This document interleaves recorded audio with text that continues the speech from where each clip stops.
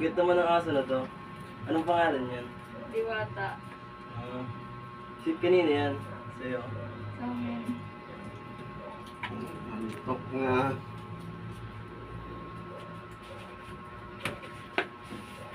Hindi mo matutulog, sis. Dito, matutulog na po kayo? Hindi. Nalatik lang.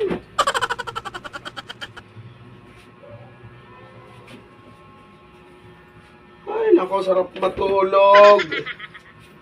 Ay, nako. Maaga gigising bukas.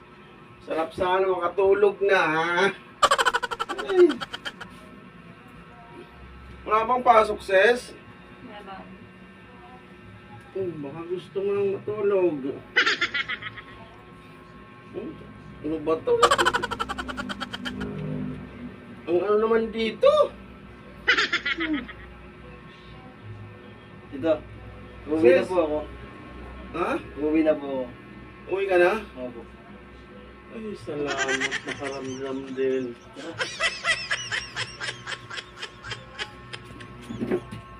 Ingat ka.